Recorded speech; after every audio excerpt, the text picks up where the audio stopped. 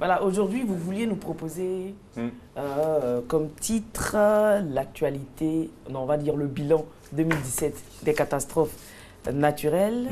Mais là, hier, il y a eu autre chose. Bah oui, l'actualité nous a même précédé parce que quand on est en saison des pluies, et on voulait faire une présentation un petit peu du grand bilan des catastrophes en 2017 avec les événements climatiques que l'on a, les conséquences en termes de vie humaine, les conséquences en termes de dégâts matériels et financiers. Et puis malheureusement, hélas, hier, c'est passé ce qu'il s'est passé. Et puis une fois de plus, on a obtenu des dégâts sur le territoire. Donc finalement, la revue de presse d'aujourd'hui, on va la commencer avec le bilan d'hier. Donc on avait, hélas, quand on a préparé ces éléments, on avait déjà enregistré 15 pertes à Abidjan. On en a déjà 19 pertes aujourd'hui. Et puis la petite incrustation, cette image que vous voyez à droite de l'écran, vous montre quand même ce qu'est la violence, entre guillemets, d'une pluie. Il y a eu beaucoup d'images qui sont passées hier. Mais là, c'est un fleuve que nous avons. On a eu tellement de pluies qui sont tombées en si peu de temps que la Cocody, la Riviera, c'est devenu un lac. Chaque petite talweg, chaque petit cours d'eau s'est transformé en un véritable fleuve. Et malheureusement, on n'est absolument pas préparé à ce genre de choses. Et pourtant, hélas, tristement, c'est quelque chose que l'on sait. Donc, il faut maintenant véritablement prendre conscience que les enjeux environnementaux, c'est devenu ça, et il faut être maintenant capable de se préparer un petit peu à l'avenir. Et apprenons des dégâts du passé, la bonne construction du futur. Voilà. On n'arrêtera jamais de se poser cette question. N'était-ce pas prévisible? Comment peut-on arriver à de telles pertes humaines et matérielles? Alors, n'était-ce pas prévisible? On savait, il y avait eu une alerte de la Sodexam qui disait attention, il y a de gros orages de pluie qui vont arriver parce qu'on ne peut que regarder ce qui se passe par satellite. On voit la densité des nuages, on sait qu'il y a de l'eau dedans, on sait que ça va tomber.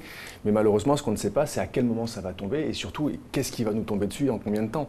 Parce qu'aujourd'hui, ce dont on doit se rendre compte, c'est qu'on va retrouver, par exemple, en une journée, on peut avoir l'équivalent de 1 mois de pluie qui vont tomber en quelques heures sur Abidjan et sur le reste du pays. Donc ça, c'est ce qui fait que c'est très difficile à prévoir en termes d'intensité. On sait que quelque chose va se passer, mais l'intensité, la violence qu'on va avoir, ça reste encore difficile avec les moyens que nous avons en Côte d'Ivoire. Alors la deuxième question, c'était comment est-ce qu'on peut en arriver à de telles pertes? Malheureusement, on a des constructions qui sont devenues un petit peu difficiles sur Abidjan, un petit peu anarchiques. Il y a des comportements, parfois ce sont les populations, parfois ce sont les autorités. En fait, je pense que maintenant, il faut arriver à une prise de conscience, à une responsabilité. Arrêtons de convoiter chaque centimètre carré de la ville d'Abidjan pour en faire un bâtiment. Franchement, comprenons que quand vous avez une pente devant vous, cette pente en saison sèche, ça vous semble être un terrain pour bâtir, mais attention, en saison des pluies, ça va être l'écoulement de l'eau. Et quand on sait, c'est des choses, moi je me rappelle quand j'étais petit, on voyait pas ce genre de choses sur Abidjan. Aujourd'hui, c'est chaque année. Donc maintenant, il faut avoir une bonne appréhension de la manière de construire dans Abidjan. Il faut respecter les lois, il faut appliquer les lois de l'urbanisme et il faut prendre conscience aussi que tout ça, on peut pas l'arrêter complètement, mais on peut réduire de tels impacts. Voilà. Et chaque année, nous pleurons des pertes, mais pourquoi l'environnement est devenu aussi meurtrier? Là, alors malheureusement, on arrive un petit peu au bilan qu'on voulait effectuer. C'était le bilan de 2017 en termes de changement climatique, etc. Et c'est le titre qui va apparaître à l'écran dans quelques instants, si ce n'est pas déjà le cas. C'est que les émissions de gaz à effet de serre sont reparties à la hausse. Ces fameux gaz polluants qui sont les sources qui contribuent très fortement au changement climatique. Vous voyez bien sur le graphique à l'écran depuis 1960, on n'arrête pas de les voir grimper. Wow. Et chaque fois que ces émissions de gaz à effet de serre sont en train de grimper, derrière, qu'est-ce que ça veut dire? Ça veut dire que le changement climatique, lui, va s'accentuer. 41 milliards de tonnes de CO2 émises par la combustion de ressources fossiles. Oui, c'est ça. C'est le triste bilan, c'est-à-dire notre industrie, nos véhicules, même parfois aussi la déforestation, puisque là, vous savez que les forêts vont aspirer ces gaz polluants, la déforestation contribue à tout ça. Et en fait, ces gaz à effet de serre, à l'arrivée, c'est comme si vous mettiez une marmite au-dessus de la planète Terre. La chaleur n'arrive pas à sortir pour retourner dans l'espace, donc la chaleur s'accentue, elle augmente sur la planète. Et naturellement, avec ça, tout le climat, tout l'équilibre climatique, environnemental s'en retrouve perturbé. Et derrière, ce sont les conséquences, malheureusement, que l'on connaît.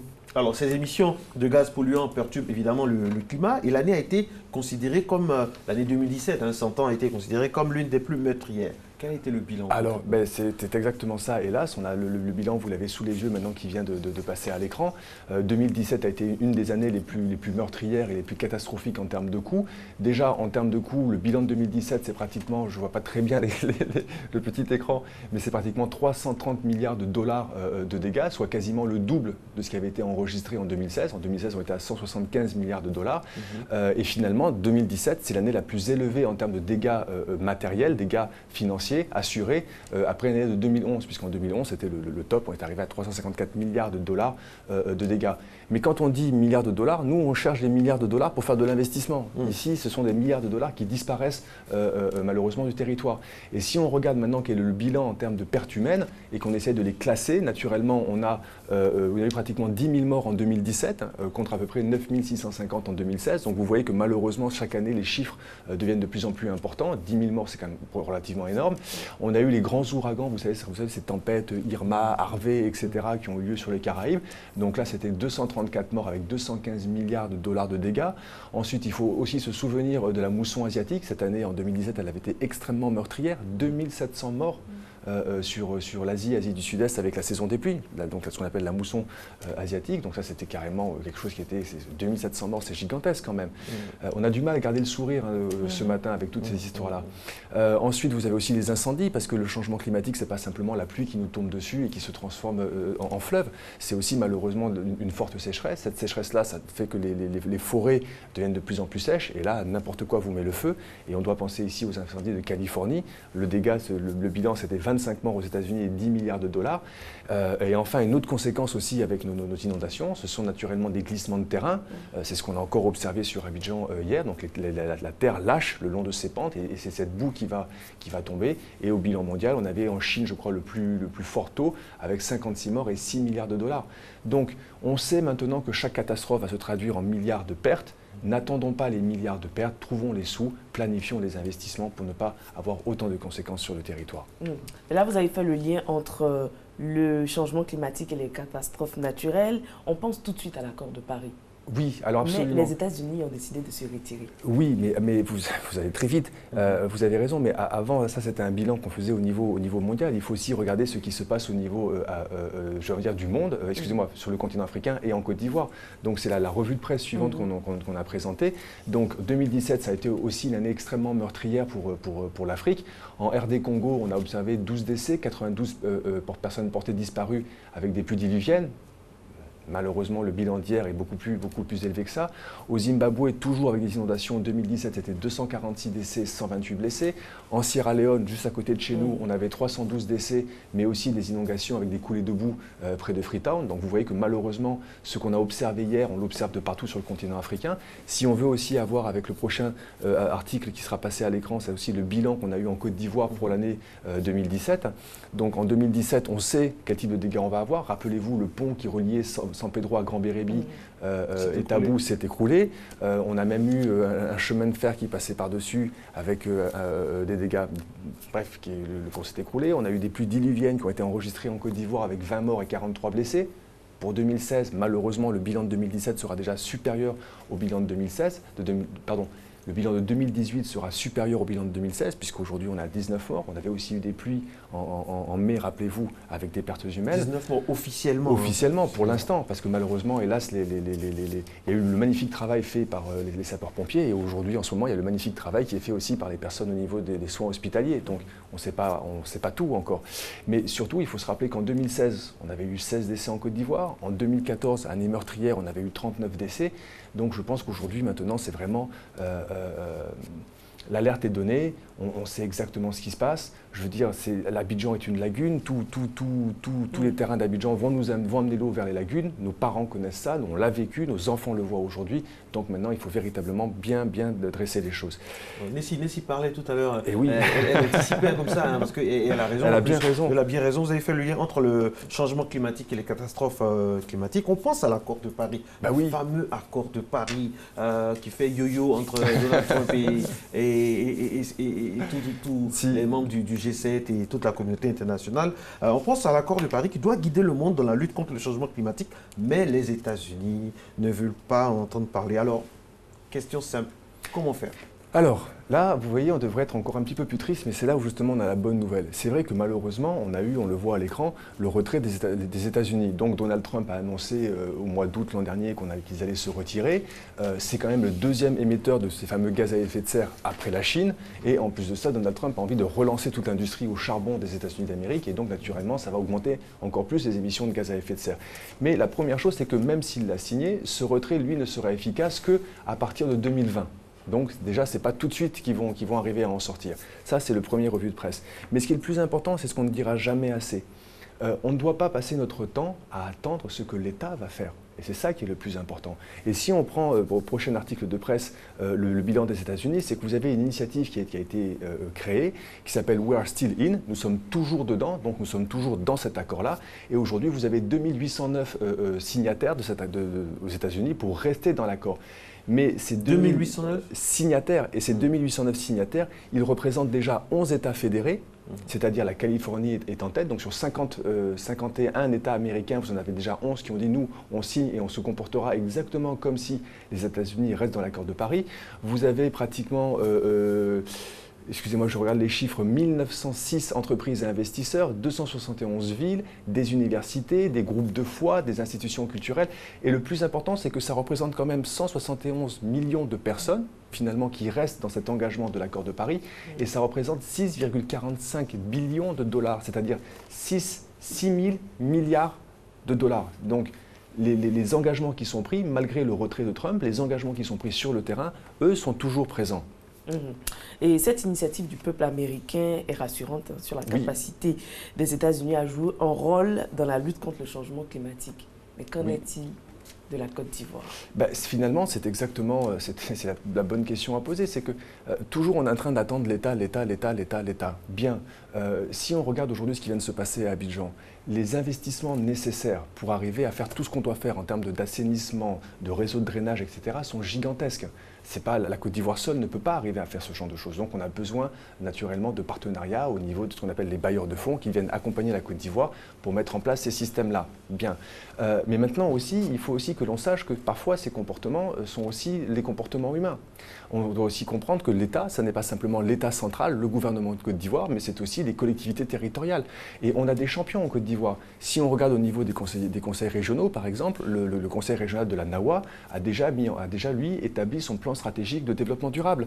Si on va au niveau de certaines cités, moi je prendrais, hélas, j'ai envie de dire l'exemple de la ville de Grand Laou, hélas parce que l'honorable député maire Jean Diarra nous a quittés, mais lui il faisait un travail, il avait une vision pour la lutte contre l'érosion côtière, pour la protection de Grand Laou, qui était une vision merveilleuse. Moi j'avais quelqu'un en face de moi qui était un expert entre guillemets sur cette thématique-là. On avait les mêmes échanges avec feu le député maire Jean-Michel Moulot pour Grand Bassam. On a par exemple la ville de Grand Bassam. Vous avez, si vous arrivez sur Grand Bassam, vous verrez qu'il y a sur le pont de la Paix qui mène au quartier France, on a des panneaux solaires qui ont été mis en place. Donc on a quelques champions au niveau des collectivités territoriales qui existent et ces champions, il faut les encourager. Maintenant, il n'y a pas simplement que les collectivités. Il va aussi y avoir, on doit aussi regarder ce que font les entreprises. On parle très souvent, vous savez, on parlait de ce fameux décret sur la responsabilité sociétale des entreprises avec les accords de développement, les rapports de développement durable. En Côte d'Ivoire, il n'y a que 4 ou 5 entreprises qui publient leur rapport de développement durable. Alors je m'excuse, ce n'est pas de la publicité, mais il faut les citer parce que les champions, il faut les citer. On a la SODECI, on a la SCB, on a la CIFCA, on a la CIE.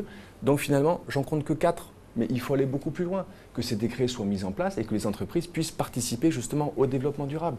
Et on a encore plein d'autres entreprises qui font des belles choses. Ce sont ces champions que l'on doit maintenant regarder et que l'on doit encourager au niveau collectivité. Moi, il y a une question qui me vient à l'esprit, qui me taraude l'esprit. Alors, que peuvent faire les populations pour réduire les conséquences des pluies diluviennes, par exemple ? Alors, que peuvent faire les populations? Parce que c'est vrai que les populations ne peuvent pas aménager les villes. Bien. Donc, le premier comportement que l'on va avoir, c'est qu'on sait que lorsque les pluies vont arriver, les réseaux d'assainissement d'Abidjan, nos caniveaux à ciel ouvert, nos caniveaux enterrés sont extrêmement importants. Donc, et malheureusement, on sait que l'on a parfois des installations anarchiques sur les réseaux d'assainissement, quand on a la chance d'en avoir. Donc, automatiquement, quand la saison des pluies arrive, n'attendons pas que la mairie, l'État ou n'importe qui vienne nettoyer. J'ai envie de dire, il faut savoir balayer devant sa porte. Il faut aussi qu'on libère ces réseaux d'assainissement pour qu'ils jouent leur rôle, évacuer les eaux de pluie lorsque les pluies seront trop fortes. Ça, c'est la première chose. La deuxième chose aussi, c'est que parfois, si on n'a pas la chance d'avoir ces réseaux d'assainissement, on peut aussi, nous aussi, dans notre moindre mesure, être capable de travailler dessus. Je vous donne un exemple simple. À Grand Bassam, dans la rue dans laquelle j'habite, on n'a aucun système d'assainissement. Bon, mais qu'est-ce qu'on a fait? On s'est mis avec quelques voisins, on a creusé une petite tranchée, on l'a légèrement bétonné. Ce n'est pas un ouvrage fantastique. Mais quoi qu'il en soit, il nous permet déjà d'évacuer un petit peu les surplus d'eau de pluie vers ailleurs. Ça, c'est un autre élément. Deuxièmement, vous savez, quand on a ces pentes de latérite, parce que le béton, quand on a bétonné une route, quand on a goudronné une route, l'eau ne va pas rentrer. donc elle va couler le long de quelque chose. Mais ces terres de latérite que nous avons aussi, quand l'eau va tomber dessus, c'est de l'argile, donc elle ne va pas rentrer dans la terre, aussi elle va le couler. Et vous vous rappelez, on avait parlé de l'usage de la biodiversité dans les villes de Côte d'Ivoire, en disant mais finalement il faut aussi qu'on arrive à créer des espaces naturels dans la ville, de telle sorte que, en plantant des choses ou en travaillant un petit peu la terre, de telle chose que la terre soit capable, elle, d'absorber l'eau. Et ça, c'est des choses que nous pouvons tous faire sans attendre tout le temps une intervention de l'État ou de la mairie ou d'autre chose. Voilà, merci beaucoup. Est-ce qu'il n'y a pas de système d'alerte précoce ou de plateforme de gestion des risques en Côte d'Ivoire? La question bonus de Marcelin. Alors, on a une plateforme de gestion des risques et catastrophes qui a été mise en place et c'est quelque chose qui a travaillé depuis 2008. Et force est de constater malheureusement qu'on a encore un gros travail qui doit être mis en place. Mais bien avant, et vous le disiez, il y a ce qu'on appelle aussi des systèmes d'alerte précoce. Quand on regarde un petit peu ce qui va se passer au niveau international, la Sodexam a les moyens dont elle dispose, mais la Sodexam a aussi un outil qu'on appelle AMESD et qui lui permet de se connecter au grand réseau d'observation satellitaire. Elle peut observer les choses, mais sur le terrain, dès que les catastrophes se mettent en place, aujourd'hui c'est la population qui nous alerte grâce à Facebook, grâce à tout ça avec des images, mais il faut aussi structurer un système d'alerte sur le territoire à Abidjan et dans le reste du pays. Merci beaucoup Cédric Lombardo. Merci beaucoup. Et bon retour sur Bassam. Merci. Faites très attention, on ne sait jamais. Merci beaucoup. Oui, à la chaussée et tout ça. Et puis on attend impatiemment, on guette impatiemment les prévisions météorologiques et on croise les doigts.